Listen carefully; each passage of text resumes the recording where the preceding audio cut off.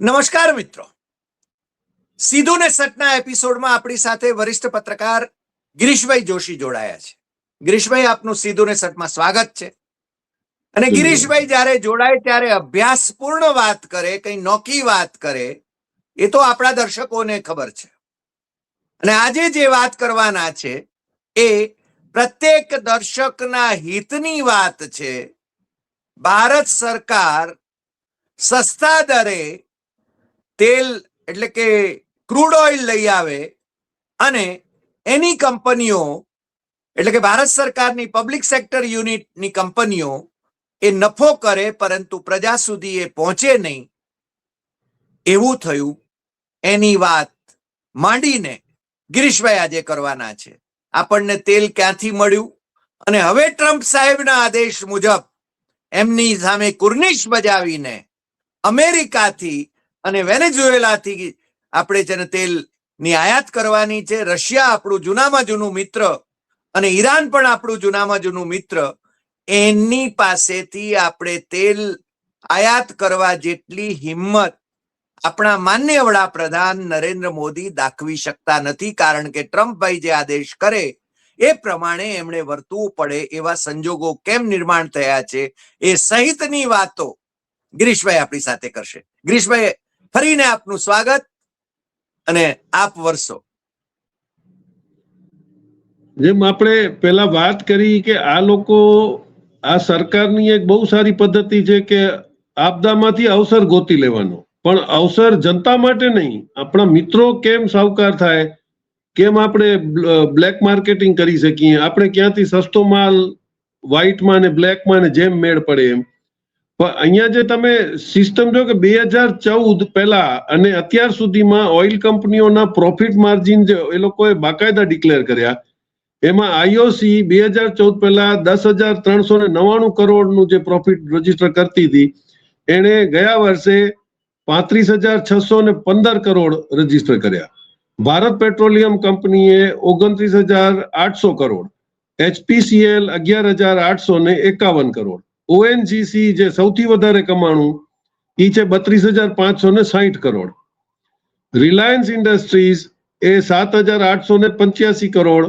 હવે એની અંદર તમે જુઓ તો સરકારનો ઇનડાયરેક્ટ એડવાન્ટેજ શું હતો કે એ લોકોને જે પ્રોફિટમાં ડિવિડન્ટ મળે એટલે તમે ખાઓ અને અમને આપો, બાકી પબ્લિક તો જે આપતી હશે એ આપ્યા રાખશે. પછી એની અંદર જે પબ્લિક ડોમેનમાં આર્ગ્યુમેન્ટ આવી કે ભાઈ શું કામ તમે પૈસા ઓછા કરી નથી શકતા, તો પહેલા તો એમણે કીધું કે જે જૂની સરકારોએ જે ઓઇલ કંપનીઓના ભાવ દબાવી નુકસાન કર્યા હતા એની રિકવરી કરવા માટે અમે એમને છૂટ આપી. એટલે 10,000 માંથી 35,000 એટલે 15,000 20,000 કરોડ આઈઓસી ને બધી નુકસાન કરતી હતી. તે છતાં પગારમાં 15% દર વર્ષે વધારે કરતા હતા. અને જો one of the best payer કોઈ કંપની લેખાય છે તો એ આઈઓસી લેખાય છે. ઈ એના એમ્પ્લોઈઝને માથામાં નાખવાનો તેલે આપે ને નેપકીને આપે ને સાબુએ આપે. આ હું જાણું છું, કારણ કે મારા ફાધર આઈઓસીમાં ઘણા વર્ષો જોબ કરતા. તમને ફ્રી કોલોની મળે, તમને ફ્રી ટ્રાન્સપોર્ટેશન મળે, તે છતાં ઈ કંપનીઓ કેમ નુકસાન કરતી હતી. પંપ્સ પણ તમે જુઓ તો ઈ વખતે પણ આઈઓસી ના ને બીપીસી ના ને એચપીસી ના જ વધારે હતા. એટલે રિટેલ પ્રોફિટ પણ એ લોકો પાસે હતો. હવે એની સામે એક રશિયન કંપની નાયરા, જે આપણે ખ્યાલ છે કે એસઆર ઓઇલ જે હતી એમાં સાહેબ સાથે મેળ પડ્યો નહીં, પછી રશિયન કંપની નાયરાએ એને લીધું અને આપણે એમાં એનું કોલેબોરેશન કર્યું. હવે તો એસઆર હટી ગયું, નાયરા થઈ ગયું. એ લોકોએ પણ 12,301 કરોડનો ફાયદો કર્યો. કેવી રીતે કે એને તમે રોકી નહીં શકો, કારણ કે રશિયાની એન્સિલરી છે એમ કરી અને ઈ નાયરાનો તેલ ઇમ્પોર્ટ કોઈ રોકે શકે નહીં, કારણ કે ઈ પોતાની જ કંપનીને તેલ આપી રહ્યો છે. આ રમત હતી. અને પછી નાયરા આગળ શું કોને વેચે છે એમાં કોઈને જોવાનું હતું નહીં. પછી એમણે કીધું કે જે ડેફિસિટ, જે ફિસ્કલ ડેફિસિટ છે, એ એટલી બધી જૂની સરકાર ગેપ રાખી ગઈ હતી કે અમારે એમાં કોઈ ચારો જ નહોતો કે અમારે પબ્લિકથી પૈસા લઈ અને ઈ અમારે મેળ કરવો પડે. પણ છુપી એની અંદર રમત શું હતી કે તમારી રિક્વાયરમેન્ટ ઇન્ડિયાની 19.32 લાખ બેરલ પર ડે ની છે. એની સામે તમે એક્સપોર્ટ કર્યો છે 22 લાખ બેરલ પર ડે. કોને કોને કર્યા છે તમે? નીધરલેન્ડ્સ, યુએઈ, સિંગાપોર, યુએસએ, પણ Australia, Spain, Togo, Malaysia, South Africa, Turkey, Switzerland. હવે આ બધી કંપનીને એટલે આપણા ખોળ ખાતા હતા અને વિદેશમાં તમને ગોળ અપાતું હતું. એટલા માટે કારણ કે એટલે તમે ડોલર ડેપ્રિસિએશનમાં જાજો ધ્યાન નથી તો કારણ કે ઇન્કમ જે હતી ડોલર રૂપી ડેપ્રિસિએશનમાં વધી જતી હતી. જી એટલે ગિરીશભાઈ આમાં એમ થયું કે ગાયને દોઈને કૂતરીને પાવા જેવી વાત કરી. હમણે છે ને મારી પ્રજા તો મારી ગુલામ છે, ભારતની પ્રજા તો મારી ગુલામ છે, એને ફાયદો શાના માટે હું આપું? એના છે ને પેટ્રોલ ડીઝલના ભાવ કેમ હું ઓછા કરું? એ તો હું વધારે કરીશ, પણ બીજા દેશોને એક્સપોર્ટ કરીશ અને મારા અધિકારીઓને તાગડધીના કરાવીશ. તમારે બોલવાનું કોઈ હતું જ નહીં. તમને જે ભાવ આપવાના છે ધીરે ધીરે તમને ટેવ નાખવામાં આવી હતી. એનો પહેલો એક્સપેરિમેન્ટ કોરોનામાં ઈ થયો કે સાહેબે કીધું કે ભાઈ થાળીને તાળી વગાડો. એમને જોઈ લીધું કે કેટલી મૂર્ખી પ્રજા છે કે હું જે કહું ઈ કરે. એટલે this was an acid test કે ભાઈ હવે કોઈ કાંઈ બોલશે નહીં. તમે નોટબંધીમાં પણ જોયું 50 દિવસ માંગ્યા હતા પછી કોઈએ 50 દિવસ. એટલે એમણે ઈ જોઈ લીધું કે 95% પ્રજા ઈ જેમ તમે એને હકેલો બકરાને ગેટાઓની જેમ એમની હાલ્યા રાખશે ને બોલશે નહીં. થોડા ઘણા બડબડ કરતા હશે એમને કોઈ સાંભળશે નહીં, ને જો સાંભળતા હશે તો આપણે એનું ઇન્ટરનેટ બંધ કરી દેશું. આ આખી એક પદ્ધતિ હતી. હવે એની અંદર તમે જુઓ કે સૌથી વધારે રિલાયન્સ કમાણું તો એનું પણ જસ્ટિફિકેશન આપ્યું કે રિલાયન્સે ખાલી પેટ્રોલિયમ ક્રૂડ રિફાઇન નથી કર્યું, એને એની અંદરથી જે છેલ્લો પ્રોડક્ટ નીકળે સ્લજ એમાં તમારે એને ડામર પણ કાઢ્યું, એને પ્લાસ્ટિક ક્રેકર મશીન નાખ્યું એટલે પ્લાસ્ટિક પણ એને બનાવ્યું નાફ્તામાંથી. એટલે એને જે વેલ્યુ એડિશન કર્યા એ એના પ્રોફિટ હતા. તો તમારી સરકારી કંપનીઓ જો આટલા કરોડો પ્રોફિટ કરતી હોય તો એમને તમે ઈ બધા પ્રોડક્ટ પણ એમની પણ પ્રોસેસ ઈ જ હતી. ઈ લોકો પણ રિફાઇનિંગના પ્રોસેસમાં નાફ્તા અને ડામર કાઢી શકે તો એમને કેમ વેચવામાં નતું દીધું? ભારત પેટ્રોલિયમની એક નાની કંપની મહારાષ્ટ્રમાં અમે એને વિઝિટ કરવા ગયા હતા ત્યારે બહુ એક મોટી ડિમાન્ડ વર્લ્ડમાં અત્યારે વધે છે કે ડામરની અંદર પ્લાસ્ટિક એડ કરવો. એને કહે છે CRMB, ક્રમ્ડ રબર મોડિફાઈડ બ્યુટામિન. ઈ તમે વાપરો તો ગાડીઓ સ્કીડ ન થાય, એને તમારે જલ્દી સુધી ડેમેજ ન થાય. ઈ CRMB તમારે બધે હાઈવેઝમાં ને કમ્પલસરી કરેલા હતા. એના જે ગ્રેડ હોય એ પ્રમાણે અમુક જે 70 નો ગ્રેડ હોય એ રનવેમાં વાપરે એ લોકો, કારણ કે સ્કીડ ન થાય વ્હીકલો કે પ્લેન સ્કીડ ન થાય. એટલે 70, 40, 60 જે ગ્રેડો હતા એ બધા બનાવવામાં આપણી બધી રિફાઇનરીઓ સક્ષમ છે 11 ની 11, પણ એમણે તમને વધવા દીધા નહીં કારણ કે કોમ્પિટિશન આપણના મોટા સાહેબને પોસાય નહીં એટલે ઈ જે વેચે એ સાચું. પણ SEZ માં રિફાઇનરી હોવાથી એનો લાભ લઈ અને 22 લાખ બેરલ તમે રોજના તમે એક્સપોર્ટ કર્યા અને 19 લાખ બેરલની આપણી રિક્વાયરમેન્ટ હતી એમાં તમે વધારી અને કોસ્ટ કટિંગ કરી નહીં કે આપણા જે ગરીબ, કારણ કે ડીઝલ ફક્ત પેટ્રોલ ને ડીઝલ તમારા કરોડપતિઓ નથી વાપરતા, ડીઝલ તમારો ગરીબ કિસાને વાપરે છે અને લેબરમાં જવા વાળા મોટરસાયકલ ઉપર એ લેબરો બિચારા વાપરે છે. એટલે આ જે અપસેટ હતું એના લીધે આપણે આટલું મોંઘું પડ્યું. એટલે બધો જે સરકારનો નફો હતો એ આપણે ચૂક્યો છે ટેક્સમાં.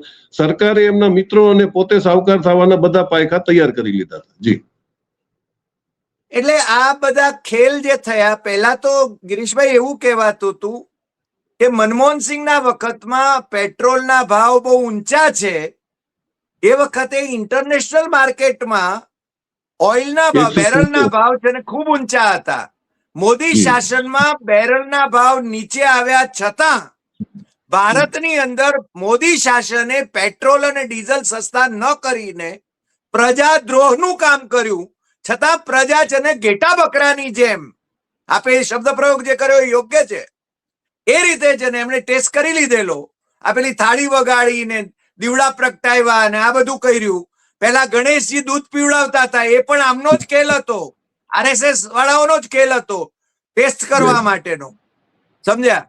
એટલે આ મનમોહનસિંહની સરકાર ઈરાનથી જે તેલ લાવતી હતી, ઘઉં ઈરાનને આપતી હતી. તમે એના વિશે વિગતે અગાઉ વાત કરી હતી, પણ આ વખતે ભલે પુનરોચ્ચાર થાય, પણ એ જે બાબત હતી એ રશિયાથી સસ્તું તેલ આવે બેરલ, એને આપણે છે ને આપણી પ્રજાને ન આપીએ તો આ છે ને શું માંડ્યું છે શું? અને એમના મિત્રોને લાભ ખટાવવાનો અથવા આ પબ્લિક સેક્ટર એકમો એમને પધરાવી દેવાના. ગિરીશભાઈ, આમાં તમે મોટો હિસાબ પકડો કે 15,000 કરોડનો નફો જો આ 5 ઓઇલ કંપની કરી એટલે 60,000 કરોડ તમારા નફાના આ કંપનીઓ ખાઈ ગઈ અને સરકારને ડિવિડન્ડ આપ્યું. આ જ 60,000 કરોડ જો બજારમાં આવ્યા તો અત્યારે તમારા જે એજ્યુકેશનનો બજેટ છે એનો લગભગ 55% ભાગ પૂરો થઈ ગયો હતો અને એ પૈસા તમે વાપરી શક્યા હોત. તમે ઓઇલ કંપનીઝની અંદર CSR માં પણ ઈ તમે કમ્પલ્શન નથી કરતા કે દરેક ઓઇલ કંપની કોઈ ગરીબ ઓઇલ કંપની નથી, બધી સાવકાર છે. એ લોકો પોતાના એરિયાની અંદર CSR માં પહેલા એમ કહેતા કે અમે કોમ્યુનિટી હોલ બનાવશું, અમે સ્કૂલ બનાવશું.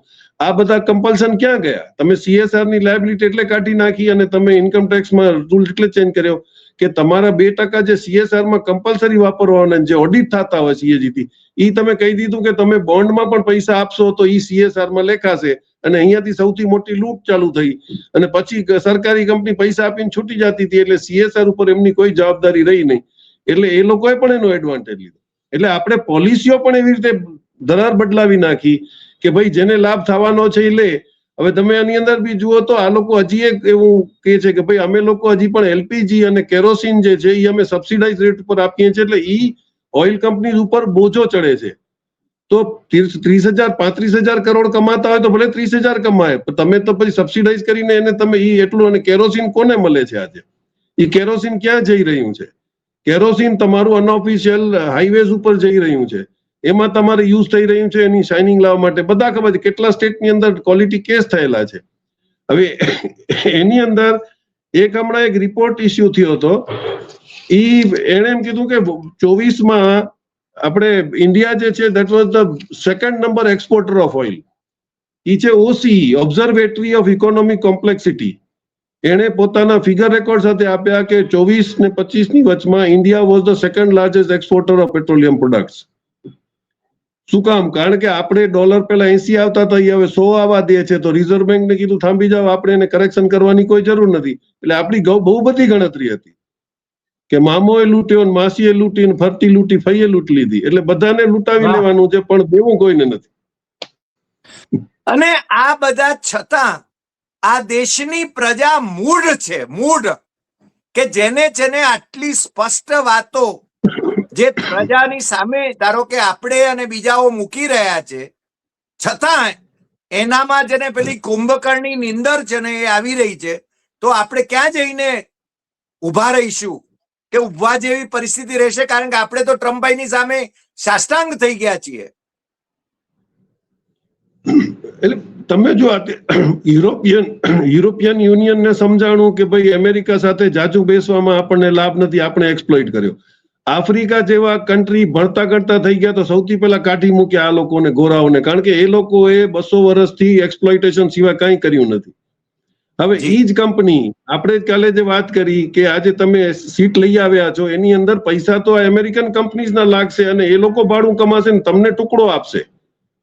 અને ઈ જ પ્રપોઝલ જયારે 2007માં તમને આવ્યો હતો ત્યારે મનમોહન સિંહ અને YB રેડ્ડી જે ગવર્નર હતા એમણે ઘસીને મના કરી હતી કે ભાઈ આપણે રિયલ એસ્ટેટ માટે અત્યારે તૈયાર નથી.